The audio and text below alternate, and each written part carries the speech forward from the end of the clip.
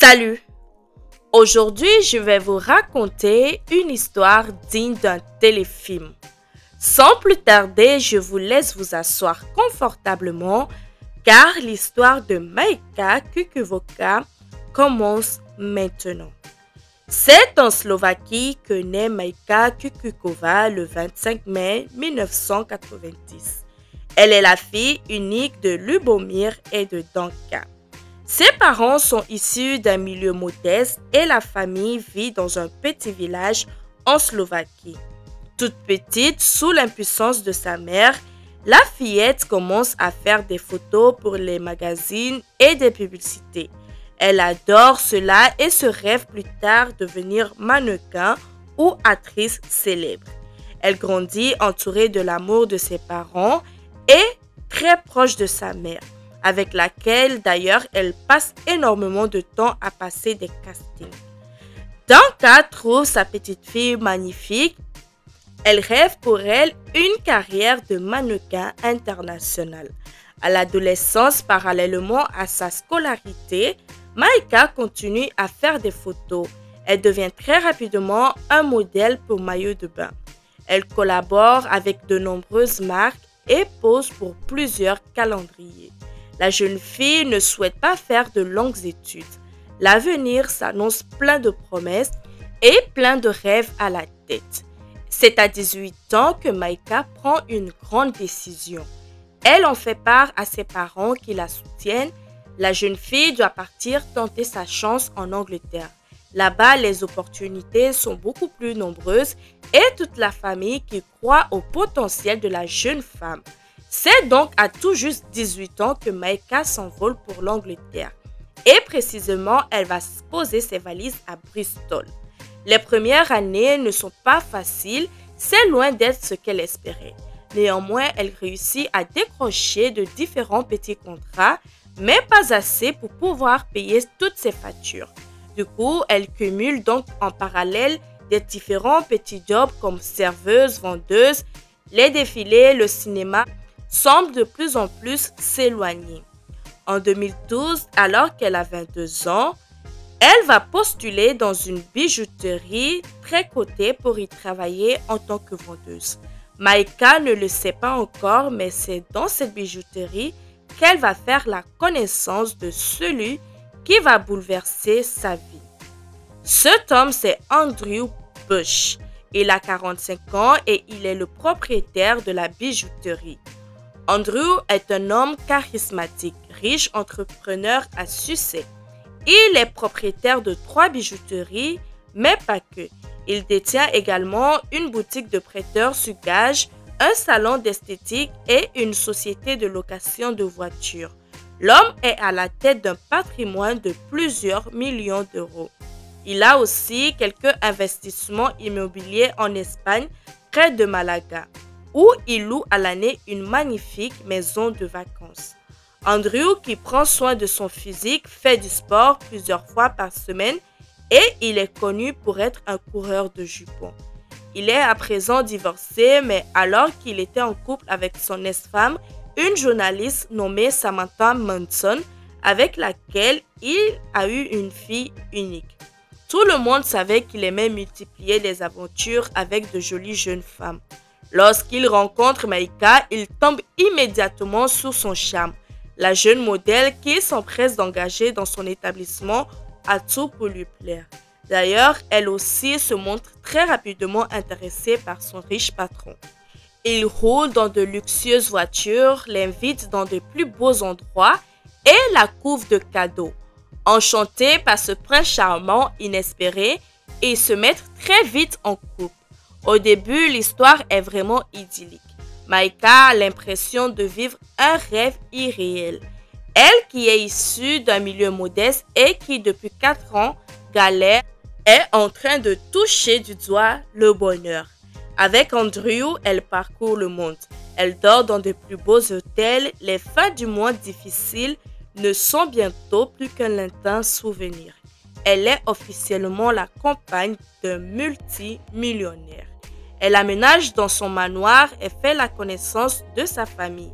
Et elle décide de mettre sa carrière de modèle entre parenthèses pour se consacrer à cette histoire magnifique. Tout est vraiment parfait. Maïka s'entend à merveille avec sa nouvelle belle-fille et l'adolescente admire la beauté de sa belle-mère. Elle apprend un peu pour un modèle. Maïka espère qu'une seule chose, c'est d'épouser Andrew. Malheureusement, après 1 an de relation, la passion et la complicité du début laissent place au profit des disputes. Leur relation se dégrade chaque jour un peu plus. Maïka, connaissant l'aspect séducteur de son compagnon, se montre de plus en plus jalouse et possessive. Elle ne veut pas qu'Andrew sorte sans elle, qu'il se déplace sans elle, qu'il voit du monde sans elle. En bref, elle souhaite être omniprésente dans la vie de son petit ami et celui-ci se sent de plus en plus étouffé. J'imagine que connaissant sa réputation, elle devait avoir peur qu'il rencontre une autre jolie jeune fille et que celle-ci la remplace. Ces peurs deviennent une véritable obsession à tel point qu'elle installe même dans le dos d'Andrew un logiciel espion sur son téléphone portable afin de pouvoir le localiser à tout moment. Comme cela, lorsqu'il n'est pas avec elle et qu'il ne répond pas immédiatement à ses messages, à ses appels, elle regarde où se trouve son chéri. Cette possessivité et cette jalousie excessive entraînent régulièrement des tensions et des disputes dans le couple, se font de plus en plus fréquentes. Au début, Andrew minimisait les crises de jalousie de sa jeune compagne, mais au fur et à mesure, elle se montre de plus en plus extrême et agressive, jusqu'à lui faisant des crises même devant leurs amis, dans la bijouterie devant les employés et des clients. Un jour, lors d'une dispute folle de rage, elle va jusqu'à mettre son ordinateur portable sous l'eau. Dans le manoir dans lequel ils vivent, elle retire toutes les photos où elle n'apparaît pas pour y mettre des photos d'elle ou du couple. Encore pour attirer l'attention de son petit ami, un jour, elle va raconter qu'elle a eu un accident de voiture. Andrew, inquiet, qui va se précipiter pour rester aux côtés de sa jeune compagne. Cependant, quelque temps plus tard, le riche homme d'affaires et sa famille vont apprendre que cet accident était faux. Elle voulait juste être au cœur de l'attention, attirer de la compassion. Les crises de la jeune femme, de plus en plus répétitives, finissent par lasser Andrew. Elle devient de plus en plus incontrôlable et comme si cela ne suffisait pas, elle lui demande comme gage d'amour de nombreux cadeaux luxueux et lorsqu'il va refuser, eh bien pour la jeune femme, c'est qu'il ne l'aime pas vraiment et ses crises se repartent de plus belle. De plus, son comportement devient de plus en plus insupportable, d'autant plus que ces derniers temps, l'homme d'affaires doit aussi gérer plusieurs problèmes d'ordre professionnel. Les affaires ne vont pas si bien que cela, malgré le train de vie luxueux qu'il affiche. Il est même contraint de fermer l'une de ses boutiques. Sa société de location de voitures perd de l'argent. Bref, il a d'autres chats à fouetter que les caprices et le manque de confiance de sa jeune compagne. En août 2013, Andrew doit partir pour ses affaires au Moyen-Orient et il ne souhaite pas partir avec Maïka. Sans surprise, la jeune femme est furieuse de ne pas faire partie du voyage. Quelques jours avant le départ, alors qu'il rentre chez lui dans son manoir, Andrew retrouve Maïka menottée avec un oreiller sur la tête. La jeune femme raconte apeurée qu'elle a été attaquée par des hommes cagoulés qui sont venus pour les cambrioler. La police est prévenue, l'enquête commence mais ils ne trouvent rien. Aucun indice, aucune piste, aucun témoin. La version de la jeune femme est remise en cause. Dans son entourage, il n'y a aucun doute, tout cela est un coup monté de Maïka pour l'empêcher de partir en voyage. Ils mettent en avant l'argument que l'une des seules choses qui manque suite à ce cambriolage est le passeport d'Andrew. L'homme d'affaires est donc contraint de rester en Angleterre et il rate son rendez-vous professionnel au Moyen-Orient. Après cet incident, Maïka se dit traumatisée. Elle a peur, elle ne peut plus dormir seule et elle a besoin d'Andrew constamment à ses côtés. Pour lui, c'est la goutte d'eau qui fait déborder le vase. Dans le mois qui suit, il annonce à la jeune femme qu'il met un terme de façon définitive à leur histoire d'amour. L'annonce de la rupture est un véritable coup dur pour Maïka qui sombre dans la dépression. Son monde s'effondre, sa vie de rêve est désormais derrière elle. Elle ne veut plus sortir de chez elle, elle refuse de voir ses amis, d'aller travailler. Et juste après leur séparation, elle se met à poster de nombreuses photos du couple qu'elle formait avec Andrew sur les réseaux sociaux, ainsi que des messages d'amour qui s'étaient échangés. Lui ignore totalement son comportement. La seule chose qu'il désire, c'est passer à autre chose. Elle, de son côté, totalement obsédée par lui à tel point qu'elle se met à le pister.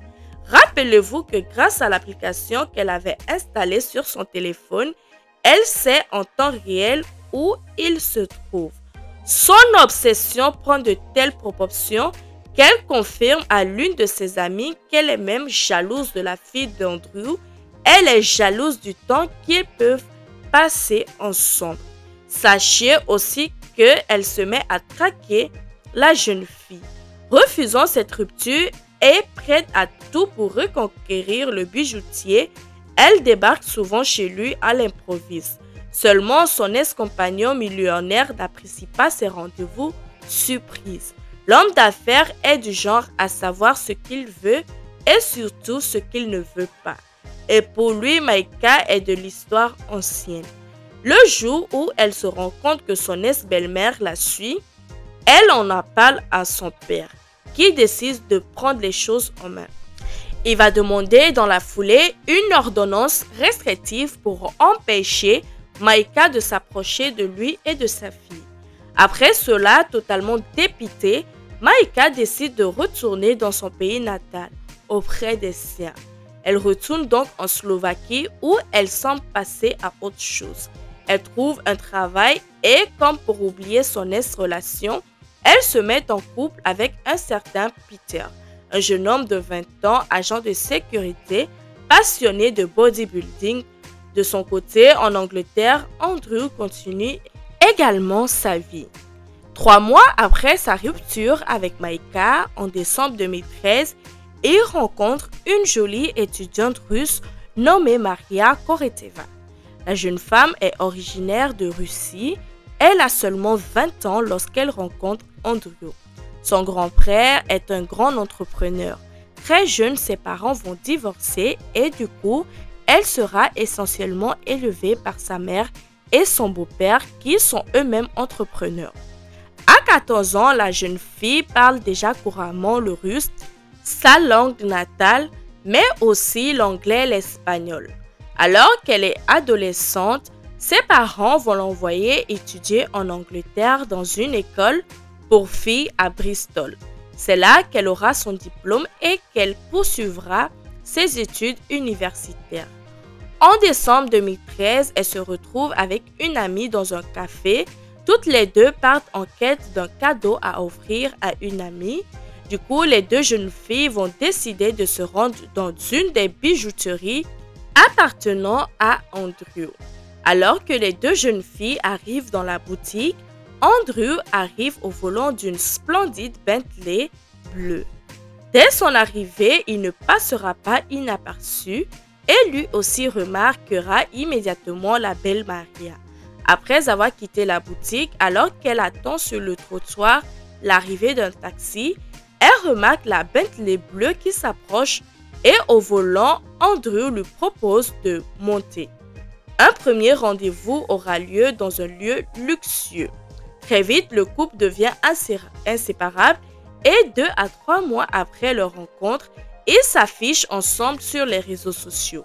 C'est ainsi que Maïka va apprendre que son ex-petite amie a refait sa vie avec une autre jolie jeune femme. Malgré les apparences depuis son retour en Slovaquie, Maïka, qui a aujourd'hui 23 ans, n'a pas oublié Andrew et lorsqu'elle apprend qu'il a remplacé, elle ne supporte pas cela. Et son état mental s'aggrave un peu plus. son obsession repart de plus belle. Elle commence à attraquer sa rivale sur les réseaux sociaux. Depuis le début de son histoire d'amour avec Andrew, 5 mois, Maria vit un véritable conte de fées au bras du riche affaire. Ils ont des projets ensemble, ils envisagent d'aménager ensemble et même pour la Saint-Valentin, Andrew l'amène à Paris pour un séjour romantique. Mais le bonheur éclatant, malheureusement, n'est pas au goût de tout le monde. Maïka observe cette idylle dans son coin avec envie et colère. C'est elle qui aurait dû être à sa place. Cette vie lui était destinée. Le 5 avril 2014, les deux amoureux s'envolent pour l'Espagne. Le jour précédent, Andrew lui a fait une merveilleuse surprise et lui a offert une magnifique bague en diamant et il l'a demandé en mariage. Pour fêter cela, il lui a annoncé qu'il partait quelques jours en vacances dans sa villa en Espagne, car il voulait encore lui faire une annonce importante. Le départ est un peu mouvementé car sur le chemin pour l'aéroport, Andrew se rend compte qu'il a oublié quelque chose à la maison. Il va faire demi-tour, mais le temps presse. Il risque de rater son vol, mais Maria va réussir à le convaincre de laisser tomber et de partir quand même. Mais vous verrez d'ici peu qu'il aurait mieux fait rater son vol. Ils arrivent donc à l'aéroport et le trajet en avion se passe à merveille. Les amoureux sont aux anges. Lorsqu'ils arrivent en Espagne dans la maison de vacances, Andrew constate immédiatement que les rideaux ne sont pas tirés comme d'habitude, ce qui est plutôt étrange. Ils entrent dans la maison et constatent qu'il y avait des vêtements de femmes éparpillés un peu partout. Maria, d'abord pensant à une farce, va se rendre compte très rapidement qu'aucun de ces vêtements lui appartient. Ce ne sont pas les siens. Ne comprenez pas ce qui se passe, tous les deux font le tour de la maison en se demandant s'ils se sont fait cambrioler ou qu'ils sont victimes d'une blague de mauvais goût. Dans le salon, ils vont découvrir une petite valise contenant qu'une paire de chaussures à talons. Pendant qu'Andrew fait le tour du rez-de-chaussée, Maria va monter à l'étage. Lorsqu'elle arrive en haut, elle tombe avec stupeur sur une femme vêtue d'un pyjama. Et cette femme, vous l'aurez compris, c'est Maïka qui vient tout juste de se réveiller. Elle sort comme si rien n'était de la chambre d'Andrew. En la voyant, Maria pousse un cri de terreur. Elles ne se sont jamais vues et elles ne se connaissent pas. Maria va pas directement la reconnaître. Elle est juste effrayée de voir quelqu'un d'inconnu dans la maison. Andrew, encore au rez-de-chaussée, en entendant le cri de peur de sa dulcinée, arrivera très vite. Et Maïka, en apercevant son ancien amant, elle va leur dire « Je vous attendais ». Là, c'est la stupéfaction. Comment est-elle rentrée? Qu'est-ce qu'elle fait là? Comment elle savait qu'il venait en Espagne? Toutes ces questions parcouraient l'esprit d'Andrew. Il tente de rassurer Maria et lui demande d'aller l'attendre dans la voiture et d'appeler la police. Pendant qu'il règle la situation, la jeune femme s'exécute et sort de la maison pour attendre son futur mari. Malheureusement, lorsqu'elle prend son téléphone pour contacter la police, elle se rend compte qu'il est éteint, elle n'a plus de batterie. Désespérée, ne sachant pas quoi faire, elle n'ose pas retourner dans la maison et décide d'attendre le retour d'Andrew. En tendant l'oreille, elle entend des cris, une dispute provenant de l'intérieur, puis soudainement 3 coups de feu retentissent. Pétrifiée, Maria sait que quelque chose de grave vient de se produire. Quelques instants plus tard, elle voit Maïka sortir de la maison avec ses affaires et a l'air étrangement calme. Elle s'approche d'elle dans les mains avec les clés de la voiture en lui demandant froidement de sortir de la voiture. Elle lui dit que Andrew m'a donné les clés pour que je puisse aller à l'aéroport. Maria s'exécute et regarde sous le choc Maïka partir au volant de la voiture de son compagnon. Dès qu'elle retrouve ses esprits, elle se dirige vers la porte d'entrée pour retrouver Andrew, mais celle-ci est fermée et elle n'a pas les clés. Elle frappe plusieurs fois la porte, elle essaie d'appeler son petit ami, mais il ne lui répond pas. De plus en plus affolée, elle fait le tour de la maison pour essayer de trouver une façon d'entrer et c'est à ce moment-là qu'elle remarque une prise électrique et elle met directement son téléphone à charger. Celui-ci se met de nouveau en fonction et elle contacte la police. Elle leur parlera en espagnol car, comme je vous l'ai dit tout à l'heure, elle parle couramment l'espagnol. Seulement, elle ne connaît pas l'adresse exacte et elle est incapable de leur expliquer précisément où elle se trouve. Les secours auront du mal à trouver la villa. Une fois sur place, ils enfonceront la porte d'entrée et ce n'est que 2 heures après le départ de Maïka que Andrew sera malheureusement retrouvé mort, baignant dans une mare de sang, l'arme du crime se trouvant dans sa main. Le fait que l'arme se trouve dans sa main, on pourrait laisser penser à un suicide, mais malheureusement cette hypothèse est rapidement écartée car le malheureux a 3 blessures par balle, 2 à la tête et 1 au bras. Après avoir pris les premières informations auprès de Maria, la police est très rapidement convaincue que c'est Maïka qui a tué Andrew. Déjà, il est très peu probable de réussir à se suicider avec 2 balles dans la tête. Et de plus, l'analyse du corps démontrera qu'Andrew n'avait aucune trace de poudre sur la main. Ce n'est donc pas lui le tireur. Maïka est alors considérée comme la principale suspecte dans ce terrible meurtre et un arrêt international est lancé contre elle. Les autorités n'auront pas besoin de la chercher longtemps car quelques jours plus tard, elle se rend à la police en Slovaquie, son pays natal.